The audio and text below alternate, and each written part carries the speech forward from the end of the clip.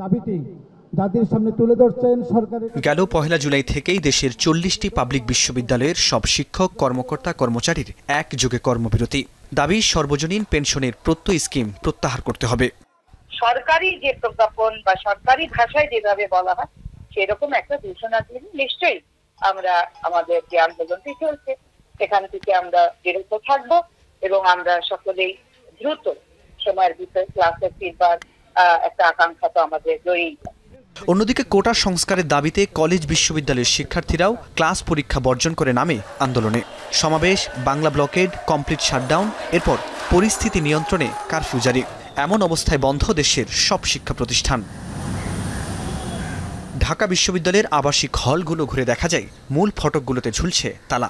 শিক্ষার্থীদের কোলাহল ভেঙে যেন পিনপতন নীরবতা। সারা দেশের সব কলেজ বিশ্ববিদ্যালয়েরই চিত্র এটি।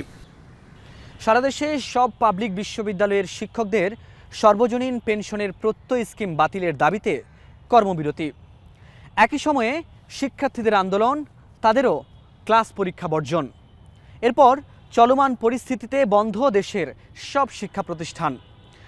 ঢাকা বিশ্ববিদ্যালয় সহ দেশের সব কলেজ বিশ্ববিদ্যালয়ের আবাসিক হল হোস্টেলগুলোতে এখন তালা ঝুলছে।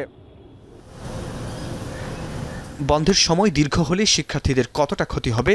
শ্রেণী কার্যক্রম বন্ধ থাকলে শুধু শিক্ষার্থী নয়, দেশ ও জাতিরও দীর্ঘস্থায়ী ক্ষতি হবে বলে মনে করেন ঢাকা বিশ্ববিদ্যালয়ের সাবেক এই উপাচার্য।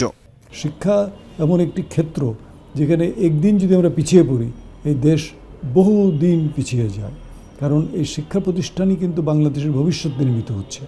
আমার মনে হয় যে অতি দ্রুত প্রাথমিক, মাধ্যমিক, উচ্চ মাধ্যমিক পর্যায়ের শিক্ষা প্রতিষ্ঠান খুলে দেয়া এবং কিছুটা সময় নিয়ে বিশ্ববিদ্যালয়গুলোকেও খুলে দেয়া, হলগুলো খুলে দিয়ে তাদেরকে বিশ্ববিদ্যালয়ে ফিরে আসা এবং শ্রেণী কার্যক্রম পরিচালনা করা। তবে যেহেতু বিশ্ববিদ্যালয়ের শিক্ষকরা আবার কর্মবিরতিতে আছেন, তাদের সমস্যাটাও সরকারের পক্ষ থেকে একটা সমাধানের দিকে নিয়ে যাওয়া বাঞ্ছনীয়। এদিকে বিশ্ববিদ্যালয় খুলে দেওয়ার জন্য ক্যাম্পাসের পরিবেশ স্বাভাবিক করা দরকার আগে। এ বিষয়ে সরকারকে সম্পৃক্ত হবার কথা বলছেন জগন্নাথ বিশ্ববিদ্যালয়ের উপাচার্য। যদি ধরেন শিক্ষকরা ক্লাস না নেয় 2 সপ্তাহ, তাহলে 1 সেমিস্টার পিছিয়ে যায় প্রায়।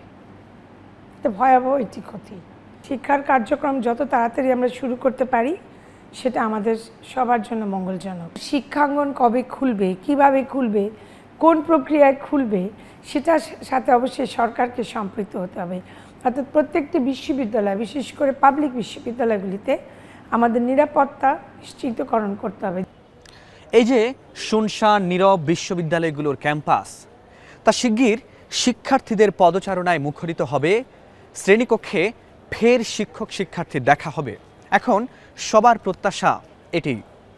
সেজন্য প্রয়োজনীয় পরিবেশ তৈরি করা এবং সব ধরনের নিরাপত্তা নিশ্চিত করার কথা বলছেন বিশেষজ্ঞরা। ফরহাদ বিন নূর, এখন, ঢাকা।